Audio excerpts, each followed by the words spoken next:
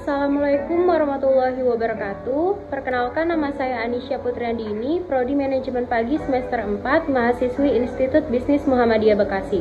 Di sini saya ingin mempresentasikan terkait pengambilan keputusan dalam ketidakpastian. Hari ini kita akan membahas satu konsep resiko dalam analisa ekonomi dan penggolongan resiko. Yang kedua, model-model keputusan. Yang ketiga, langkah-langkah dalam pengambilan keputusan. Yang keempat, analisa langkah-langkah dalam pengambilan keputusan. Yang kelima, probabilitas dan nilai harapan dari suatu peristiwa. Yang keenam, sikap terhadap resiko tingkat ketidakpastian probabilitas. Yang ketujuh, penggunaan diagram pohon dalam pengambilan keputusan. Yang kedelapan, teknik pengambilan keputusan dalam ketidakpastian. Berikut contohnya. Langsung saja kita ke materi pembahasan. Yang pertama, pendahuluan. Ketidakpastian merupakan suatu kondisi di mana kita hanya mengetahui hasil yang kita harapkan di masa mendatang dikarenakan kita tidak mengetahui besarnya probabilitas dari suatu peristiwa yang kita harapkan. Adanya ketidakpastian akan menyebabkan kita untuk menghadapi resiko di masa depan. Resiko juga merupakan seberapa besar kemungkinan timbulnya suatu peristiwa yang sifatnya acak setelah kita mengetahui probabilitasnya. Yang kedua, pengertian resiko dan penggolongan resiko. Pengertian resiko menurut Frank Knight yang dikutip dari dalam Robinson dan Berry 1987, resiko menunjukkan peluang terhadap suatu kejadian yang dapat diketahui oleh pembuat keputusan yang didasarkan pada data historis dan pengalaman selama mengelola kegiatan usaha. Resiko juga menunjukkan peluang terjadinya peristiwa yang menghasilkan pendapat di atas atau di bawah rata-rata dari pendapatan yang diharapkan. Resiko dapat pula diartikan sebagai kemungkinan kejadian yang merugikan. Penggolongan resiko dibagi menjadi 3, yaitu resiko berdasarkan sifat, berdasarkan tidaknya dialihkan, yang ketiga berdasarkan asal timbulnya. Yang berdasarkan sifat, resiko spekulatif dan resiko murni. Berdasarkan tidaknya dialihkan itu resiko yang dapat dialihkan dan resiko yang dapat dialihkan juga. Yang ketiga, resiko berdasarkan asal timbulnya itu resiko internal dan resiko eksternal. Yang ketiga, model-model keputusan. 1. Keputusan-keputusan yang diprogram merupakan keputusan yang dibuat menurut kebiasaan, aturan, dan prosedur. Yang kedua, keputusan-keputusan yang tidak diprogram merupakan keputusan yang dibuat dikarenakan adanya masalah-masalah yang khusus. Keputusan-keputusan yang tidak diprogram dapat dibedakan lagi menjadi 4 model keputusan, yaitu model keputusan dengan ketidakpastian. Model keputusan ini dibuat berdasarkan data yang dapat ditentukan secara pasti dan hasilnya yang diharapkan tidak menyimpang dari yang kita perkirakan. Yang kedua itu model keputusan dengan resiko. Model keputusan ini dibuat berdasarkan pada ketidakpastian yang timbul dikarenakan setiap alternatif keputusan memiliki kemungkinan lebih dari satu. Pada model keputusan dengan resiko, probabilitas dari setiap kemungkinan kejadian dapat diketahui. Yang ketiga, model keputusan dengan ketidakpastian. Model keputusan ini dibuat berdasarkan pada ketidakpastian yang timbul dikarenakan setiap alternatif keputusan memiliki kemungkinan lebih dari satu. Pada model keputusan dengan resiko, probabilitas dari setiap kemungkinan kejadian tidak dapat diketahui. Yang terakhir, model keputusan dengan konflik. Ketiga model di atas diasumsikan pengambilan keputusannya adalah satu.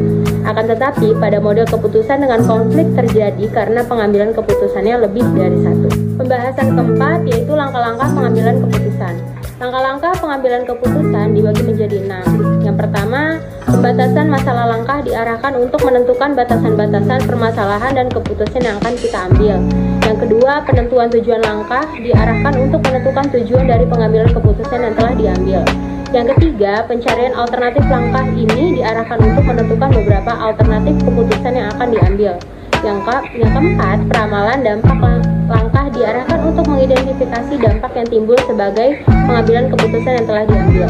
Yang kelima, penentuan pilihan langkah diarahkan untuk menentukan pilihan keputusan yang diinginkan. Yang keenam, analisis sensitivitas langkah diarahkan untuk menilai perubahan-perubahan yang timbul setelah keputusan telah ditetapkan. Pembahasan kelima, analisis langkah-langkah dalam pengambilan keputusan. Berikut skemanya. Yang pertama, perumusan masalah. Yang kedua, penentuan tujuan. Yang ketiga, pencarian alternatif. Yang keempat, peramalan dampak. Yang kelima, penentuan pilihan. Yang keenam, analisis sensitivitas. Pembahasan keenam yaitu probabilitas dan nilai harapan dari suatu peristiwa. Probabilitas digunakan untuk mengukur secara kuantitatif dalam berbagai kemungkinan yang tidak pasti.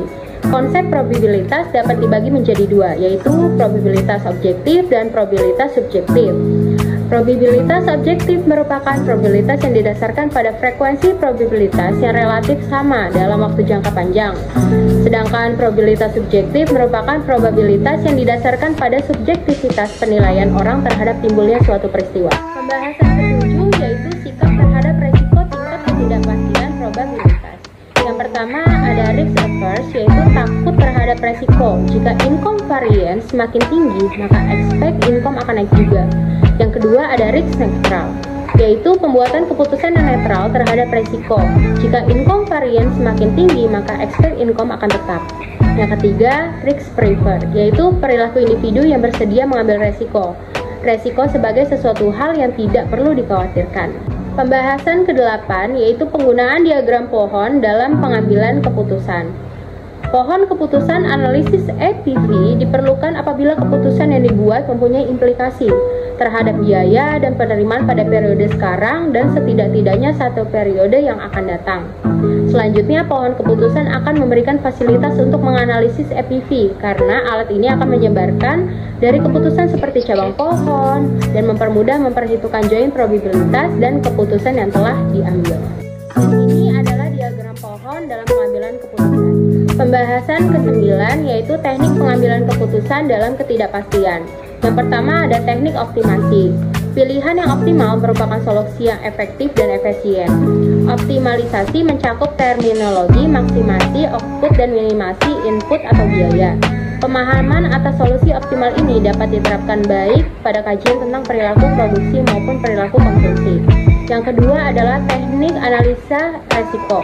Resiko adalah hal yang tidak akan pernah dapat dihindari pada suatu kegiatan atau aktivitas yang dilakukan manusia, termasuk aktivitas proyek pembangunan dan proyek konstruksi. Karena dalam setiap kegiatan seperti kegiatan konstruksi pasti ada berbagai ketidakpastian. Faktor ketidakpastian inilah yang akhirnya menyebabkan timbulnya resiko pada suatu kegiatan. Yang ketiga ada teknik pendugaan atau peramalan. Teknik peramalan bervariasi dari yang sederhana dan tidak mahal hingga yang canggih tapi mahal. Dengan mempertimbangkan semua keuntungan dan batasan dari berbagai macam teknik peramalan tersebut, manajer dapat memilih metode atau kombinasi dari metode yang paling cocok dengan perusahaannya. Peramalan kualitatif dapat didasari oleh survei terhadap rencana para eksekutif bisnis untuk rencana pengeluaran pembangunan dan peralatan, perubahan inventory dan harapan penjualan, serta survei terhadap rencana pengeluaran konsumen. Ramalan penjualan dapat didasari oleh jajak pendapatan terhadap eksekutif perusahaan, tenaga penjual, dan konsumen perusahaan biasanya meminta pandangan dari pejabat luar negeri atau orang-orang bisnis. Di sini saya tarik contoh dari materi yang sudah saya presentasikan, yaitu pengambilan keputusan dalam ketidakpastian. Contohnya sebuah PT yang ingin mendanai suatu bisnis. Jadi PT ini mencari alternatif bisnis yang lebih menguntungkan atau mencari perbandingan bisnis mana yang cocok untuk dia danai. Jadi di sini saya ingin menjelaskan ada dua bisnis, yaitu bisnis laundry dan bisnis rumah makan. Jadi kita mencari perbandingan mana bisnis yang lebih cocok untuk didanai dari PT tersebut. Bisnis yang pertama kita bahas yaitu bisnis laundry. Di sini ada tabel yang berisikan tentang kondisi permintaan pasar, probabilitas, present value, dan present value yang diharapkan. Di sini ada tinggi, sedang, dan rendah.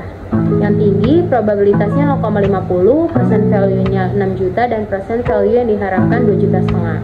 Yang sedang probabilitasnya 0,20, present value-nya 5 juta, dan present value yang diharapkan 800. Yang rendah probabilitasnya 0,30, present value-nya 3 juta, dan present value yang diharapkan 600. Jadi kita hitung present value yang diharapkan dulu, hasilnya yaitu 3.900.000. Lalu kita tarik rumus NPV sama dengan present value yang diharapkan dikurang initial investment. Jadi present value yang diharapkan itu 3,5 juta, initial investmentnya 4 juta, sama dengan minus 100.000. Selanjutnya bisnis kedua yang kita bahas yaitu bisnis makanan. Ada tabel yang berisikan juga tentang kondisi permintaan pasar, probabilitas, present value, dan present value yang diharapkan. Ada yang tinggi, sedang, dan rendah. Yang tinggi probabilitasnya 0,70, present value-nya 6 juta, dan present value yang diharapkan 4.200.000. Yang sedang probabilitasnya 0,20, present value-nya 5 juta, present value yang diharapkan 1 juta.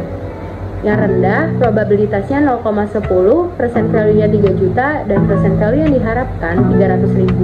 Sama juga kita hitung present value yang diharapkan, yaitu totalnya 5.500.000. Lalu kita tarik rumus, dan rumusnya juga sama seperti bisnis laundry, yaitu NPV sama dengan present value yang diharapkan dikurang initial investment. Jadi present value yang diharapkan itu totalnya 5.500.000 dan initial investmentnya totalnya 5 juta. Jadi hasilnya 500.000. Jadi di antara perbandingan ini bisa kita tarik kesimpulan langsung. Berdasarkan pada perhitungan di atas, maka dapat diketahui alternatif bisnis rumah makan merupakan alternatif bisnis yang lebih menguntungkan dibandingkan bisnis laundry. Sehingga PT tersebut dapat mengambil keputusan untuk mendanai bisnis rumah makan. Demikian materi yang bisa saya sampaikan, kurang lebihnya mohon maaf. Wassalamualaikum warahmatullahi wabarakatuh.